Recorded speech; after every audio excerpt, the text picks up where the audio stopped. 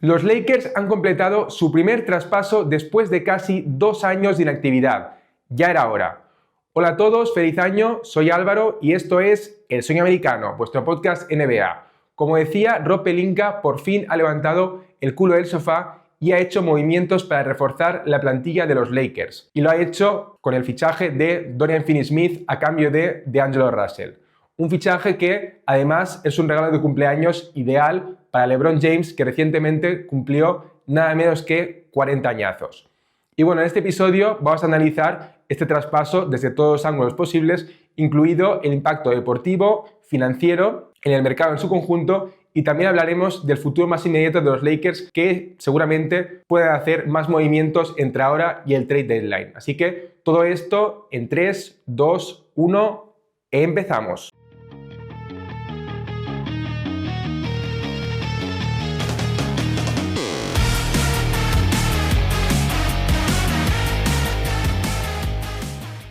Bien, antes de desvelar los detalles del traspaso, quiero hacer una breve mención al reciente traspaso de hace apenas 2 semanas de Dennis Schroeder a los Warriors, que en cierto modo es un déjà vu de este traspaso. Básicamente porque hay varios elementos en común entre ambos traspasos. En primer lugar, el equipo vendedor en ambos traspasos es el mismo, los Brooklyn Nets. También el precio pagado por la operación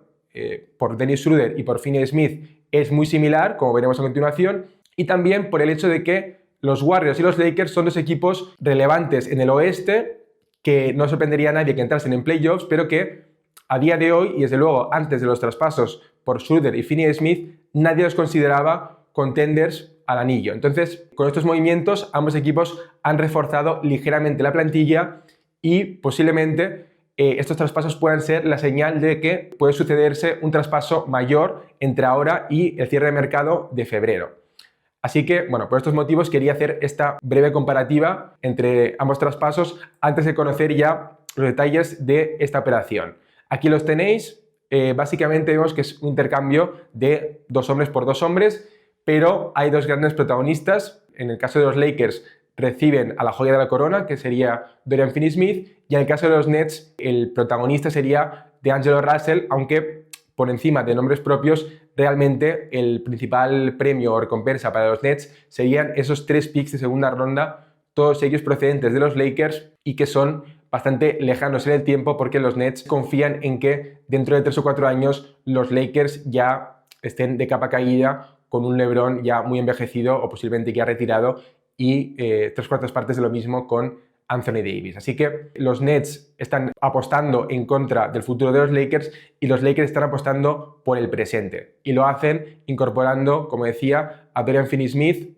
Luego más adelante hablaremos del encaje a nivel deportivo en esta plantilla de los Lakers, pero a bote pronto sí hay que comentar que Finney-Smith es un jugador muy útil, sobre todo por el perfil de jugador que es ese jugador 3&D, que es un perfil bastante escaso y por lo tanto bastante valioso en la NBA y también muy necesario en los Lakers, que tenían un gran agujero en ese sentido. Así que buena incorporación la de Finney-Smith, y también junto con él llega Shake Milton, que es un base que va a formar parte de la rotación de los Lakers. Ya debutaron, por cierto, los 2 jugadores ayer en la derrota frente a los Cavaliers, y pues lo dicho, Shake Milton va a ser ese tercer base en la rotación de los Lakers por detrás de Austin Reeves y Gabe Vincent, y pues bueno, simplemente les va a aportar pues entre 5 y 10 minutos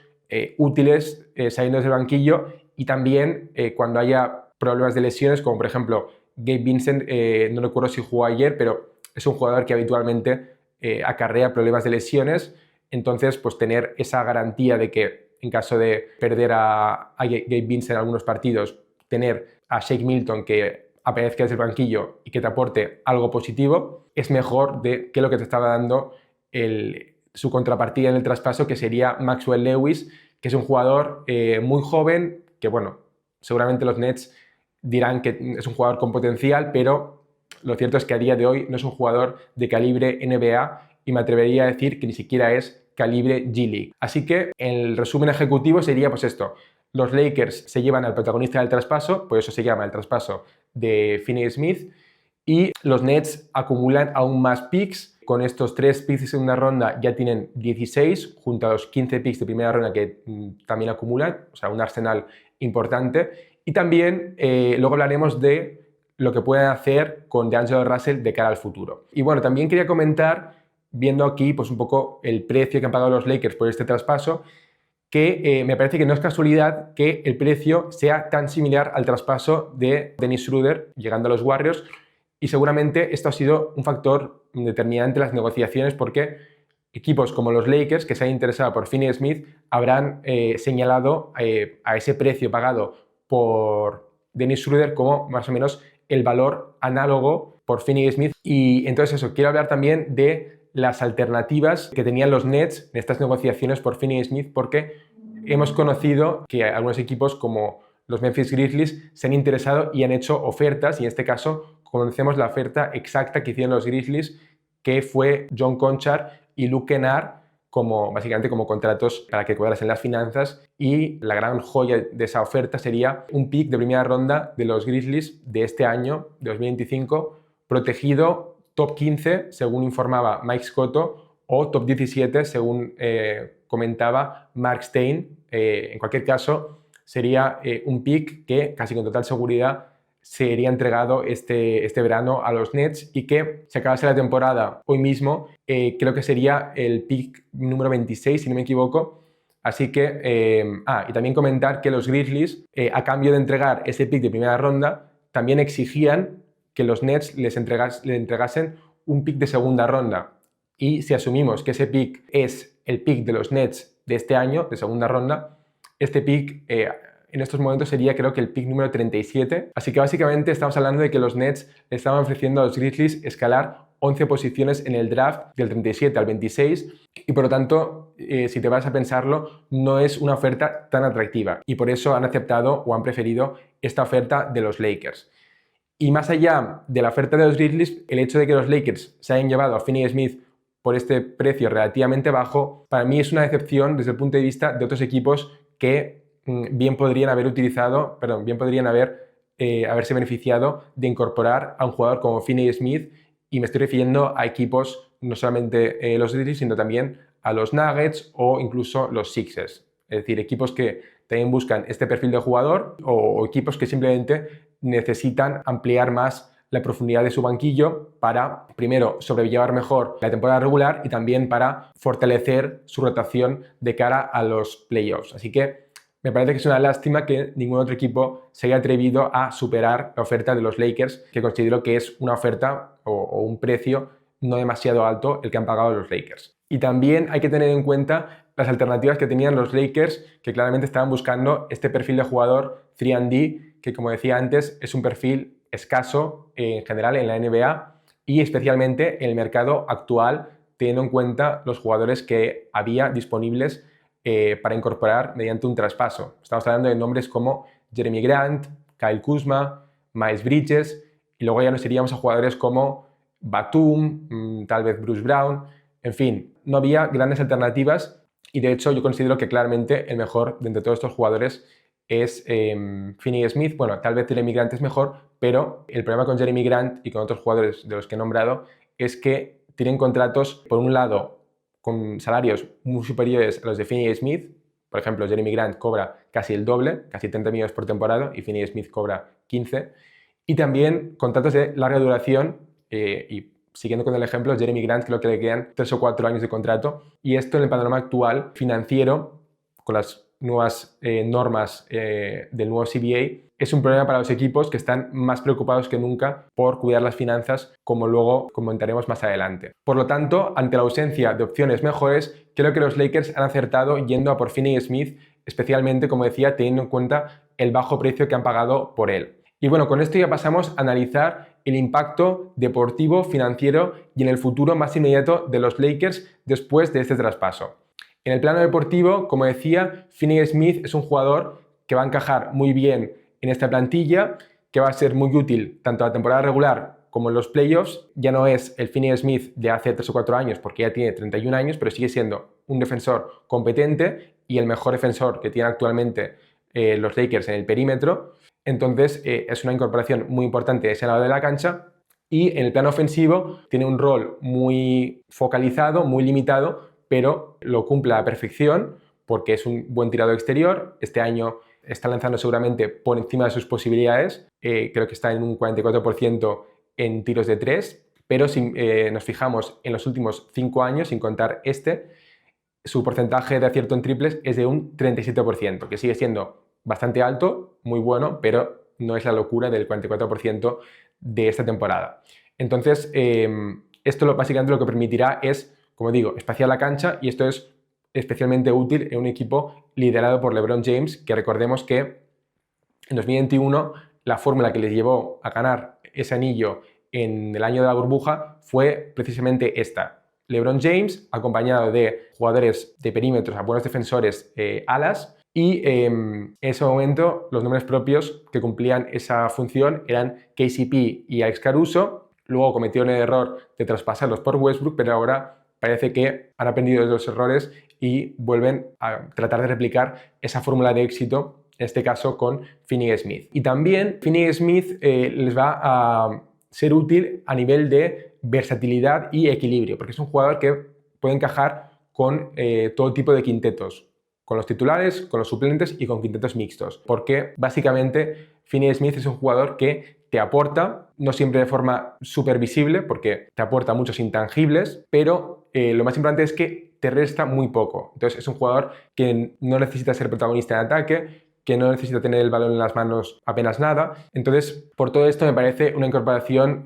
muy interesante, potente para los Lakers, pero también, si lo miramos con perspectiva, es un refuerzo que tampoco transforma completamente al equipo, y por eso, bueno, ahora hablaremos del futuro más inmediato de los Lakers, pero antes quiero también comentar un poco los grandes titulares a nivel financiero del traspaso desde el punto de vista de los Lakers. Y el primero de ellos es que los Lakers estaban muy ligeramente por debajo del segundo apron, apenas $30.000 por debajo, y ahora, después de este traspaso, ganan flexibilidad financiera, estando ahora 3,5 millones por debajo del segundo apron. Entonces esto será bastante útil de cara al futuro. Y por otra parte, los Lakers con este movimiento se ahorran 11 millones en concepto de impuesto de lujo. Y también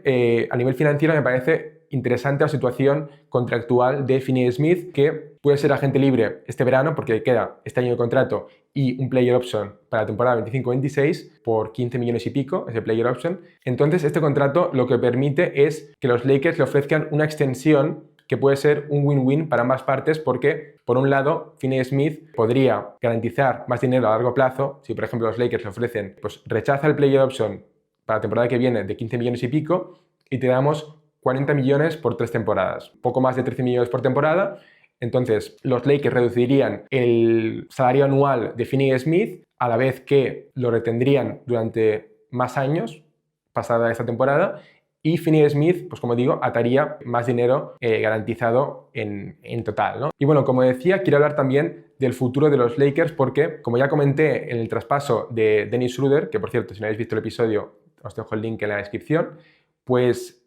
considero que, al igual que los Warriors, los Lakers, en mi opinión, no tendría sentido que se quedasen ahora de brazos cruzados sin hacer ningún otro movimiento en el mercado, porque si lo que indican con este movimiento es que quieren reforzar el equipo, pues ya que te pones, ponte de verdad y haz un traspaso aún más potente para realmente elevar el equipo a otra estratosfera y convertirlo en un auténtico contender. Entonces esto realmente está a su alcance, porque a nivel financiero, para que cuadren las finanzas, para hacer un traspaso bomba, lo podrían hacer con los contratos de Hachimura, Vanderbilt, ¿quién es el otro? Gabe Vincent y Huchifino, ¿vale? Estos 4 jugadores en total sumarían 43 millones en salarios, y por lo tanto, teniendo en cuenta que los Lakers están por encima del primer apron pero por debajo del segundo, podrían agregar salarios y fichar a jugadores bastante potentes, como por ejemplo Zach LaVine, Brandon Ingram, y también potencialmente cuadrarían las finanzas para jugadores como Zion o Fox, aunque estos últimos no tengo tan claro que realmente estén al alcance de los Lakers. Pero bueno, como digo, los Lakers pueden hacer más movimientos y tienen también los recursos para hacerlo, porque tienen disponibles para traspasar los picks de primera ronda futuros de 2029-2031 y también pick swaps. Entonces básicamente depende de Pelinka a la hora de ir all-in y realmente construir un equipo ganador y potente para LeBron James y sus últimos años buenos en la NBA. Y ahora pasamos a hablar del impacto deportivo, financiero y del futuro de los Brooklyn Nets después de este traspaso. En el plano deportivo, este traspaso, paradójicamente, es un problema para los Nets porque nuevamente vuelven a mejorar su plantilla porque en el contexto de su equipo, DeAngelo Russell es un jugador mucho más útil que Finney Smith. Entonces, lo que pueden hacer los Nets en este sentido para solucionar este problema es volver a traspasar a DeAngelo Russell y seguramente estarán activos en el mercado para intentar hacerlo. Pero lo que no pueden hacer es traspasarlo agregando su contrato con el de otros jugadores, así que básicamente pueden hacer un traspaso individual de DeAngelo Russell que seguramente tendrá equipos interesados, tal vez no tantos a día de hoy, pero vete a saber si dentro de unas semanas se lesiona algún base de algún equipo importante y por lo tanto algún equipo esté necesitado de un jugador de este perfil. Y también comentar en cuanto a DeAngelo Russell que había debate y especulación en torno a si podría haber un buyout de Russell, es decir, que los Nets le liberasen y se convirtiese en agente libre, pero por un lado el periodista Mike Scotto ya dijo que esto en principio no iba a suceder y además quiero recordar que aunque hubiese un buyout,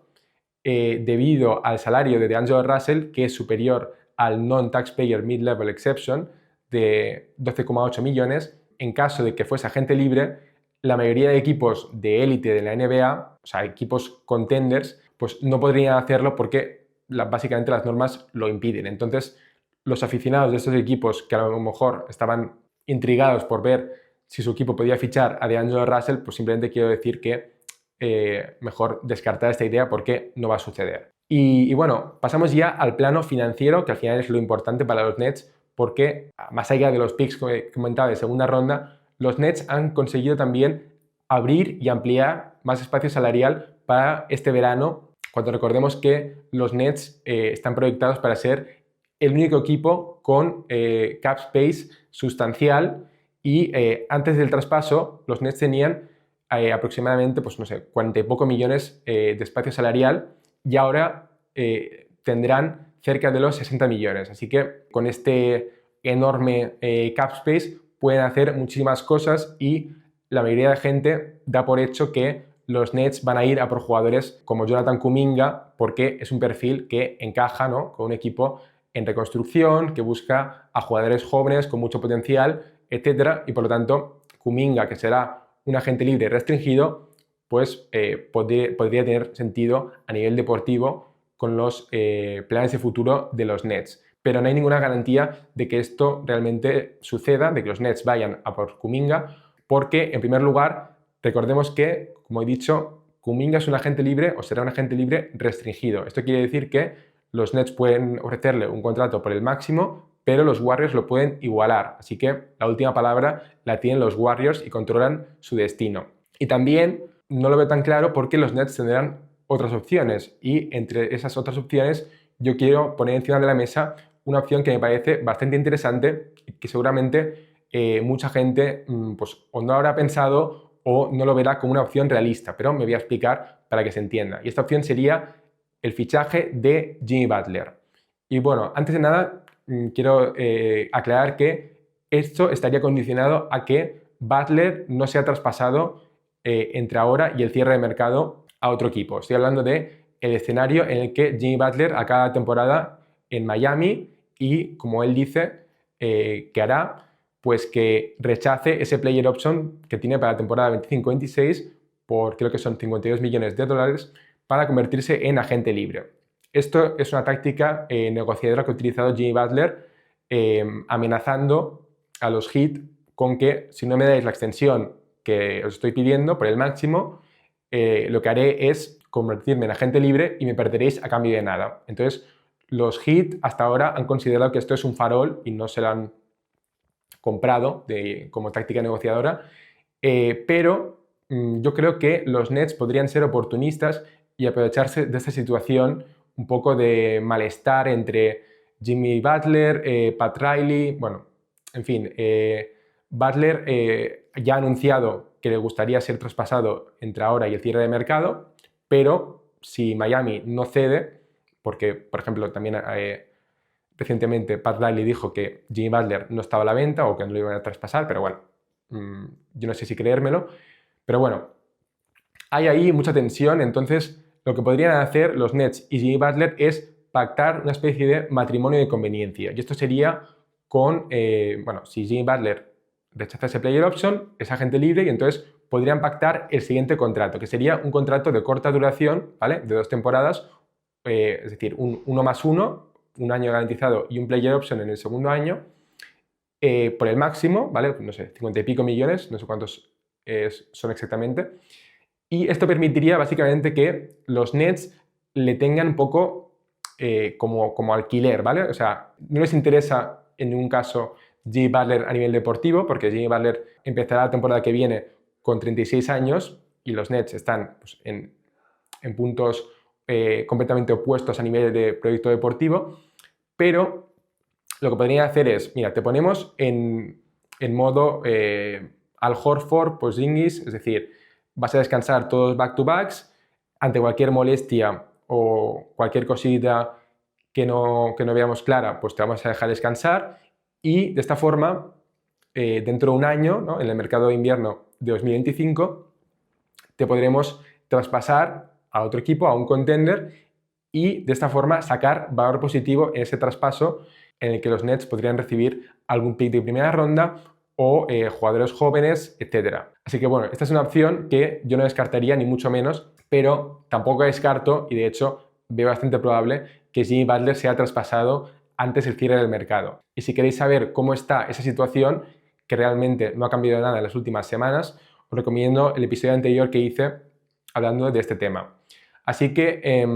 esto es todo lo que pueden hacer gracias a la flexibilidad salarial la flexibilidad financiera que han ganado los Nets con este traspaso, y también comentar que a corto plazo los Nets han encarecido su plantilla ligeramente en unos 3 millones, pero esto no es un problema para ellos porque igualmente siguen estando por debajo del impuesto de lujo, aunque ahora con un margen muy estrecho de creo que menos de 1 millón. Entonces esto hay que tenerlo en cuenta porque sabemos que los Nets en ningún caso van a querer pagar el impuesto de lujo este año. Y bueno, dicho esto, pasamos a hablar de las consecuencias o del impacto de este traspaso en el resto del mercado. La principal conclusión que podemos sacar de este traspaso es una idea que se refuerza y que ya observamos en el traspaso de Dennis Schroeder, y es el hecho de que los precios están bajando en el mercado actual. Y me refiero a jugadores del estatus de Dennis Schroeder y Finney Smith, es decir, jugadores de clase media que en años anteriores pues seguramente podrían haber obtenido como retorno algún pick de primera ronda y que en estos momentos pues los Nets solamente han conseguido sacar picks de segunda ronda. Entonces esto en líneas generales es una mala noticia para equipos vendedores como los Bulls, los Wizards, los Jazz, los Blazers, etc. Y es una buena noticia para los equipos compradores, que básicamente son los contenders, porque van a poder hacer traspasos y conseguir refuerzos a un bajo coste. Entonces, esta dinámica también refleja una realidad financiera, consecuencia directa, como decía, del nuevo CBA, y esto hace también que tengamos otras conclusiones relevantes, como el hecho de que el valor de los expiring contracts, o sea, los contratos que finalizan este verano, pues son especialmente útiles en el panorama actual porque permiten liberar salario y ganar flexibilidad de cara a las temporadas futuras. Y también en esta línea y de forma un poco más indirecta estamos viendo el gran valor de los contratos baratos, y por eso próximamente haré un episodio dedicado a analizar cuáles son los mejores jugadores de cada equipo cobrando por debajo de los 10 millones. Y finalmente también hay que comentar y destacar el valor tremendo de los picks de primera ronda, porque los equipos, como veis, son muy reacios a entregar estos picks en traspasos. Y para acabar, quiero cerrar este análisis del traspaso de Finney Smith poniendo una nota a los Lakers y a los Nets. Empezaremos por los Lakers. A los Lakers les pongo un 9 sobre 10 porque, como decía, es un fichaje potente que refuerza la plantilla, que mejora a los Lakers tanto para la temporada regular como para los playoffs, y todo esto lo han conseguido pagando un precio bajo y sacrificando a una pieza tampoco tan valiosa como D'Angelo Russell, que es un jugador bastante controvertido y polémico entre los aficionados de los Lakers. Muchos de ellos están desesperados con D'Angelo Russell, aunque quiero recordar que por mucho que D'Angelo Russell tiene graves deficiencias en defensa, seguía siendo un jugador bastante útil en ataque, y no olvidemos que era el jugador que tenía el mejor más menos del equipo. Pero en cualquier caso, como ya he dicho anteriormente, Finney Smith sigue siendo un mejor jugador y que encaja mucho mejor en esta plantilla de los Lakers. Y pasamos ya a los Nets, a los que les pongo un 7/10. Esta nota es bastante similar a la que les puse por el traspaso de Dennis Schroeder, aunque ligeramente inferior, porque creo recordar que les puse un 8/10. Y en este caso, el motivo para bajarles ligeramente la nota es que no acabo de compartir las prisas que han tenido para traspasar a Finney Smith, teniendo en cuenta que el tanking ya estaba en marcha después de traspasar a Schroeder, y en ese sentido ya no tenían tantas prisas por empeorar al equipo, y de hecho ahora lo que han hecho es mejorarlo, como decía, con el fichaje de D'Angelo Russell. Así que podrían haberse esperado apurar más al cierre del mercado, cuando posiblemente el precio por Finney Smith podría haber sido más alto. Lo que sí que no estoy cuestionando es el hecho de que hayan escogido la mejor oferta que tenían encima de la mesa a día de hoy, porque la oferta de los Grizzlies coincido en que era peor que la de los Lakers. Y también quiero aclarar que esta evaluación es en base al contexto actual de los Nets, porque sí que es verdad que, teniendo en cuenta que Finney Smith llegó a los Nets en febrero de 2023, en el traspaso que envió a Kyrie Irving a los Mavericks, pues si hubiesen traspasado a Finney Smith poco después de ficharlo, en 2023 o a inicios del 2024, pues seguramente sí que podrían haber conseguido un mayor retorno, seguramente un pick decente de primera ronda, o incluso, recordemos que Finney Smith en su prime era un jugador que valía seguramente 2 picks de primera ronda tranquilamente. Entonces, claro, si evaluamos con un contexto más amplio, pues seguramente la gestión del traspaso de Finney Smith no haya sido la mejor, igual que le sucedió a los Raptors con Siakam y Anunoby, que tardaron demasiado en traspasarlos,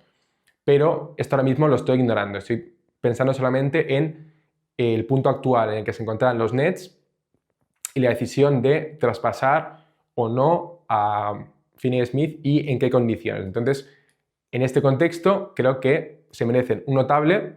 el retorno es positivo, y también me reservo el derecho, digamos, a aumentar la nota si entre ahora y el cierre de mercado vuelven a traspasar a D'Angelo Russell y consiguen, pues,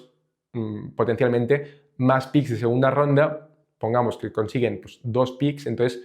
si me dices que el retorno por Finney Smith en global acaba siendo 5 picks de segunda ronda, pues entonces ya lo vería con otros ojos.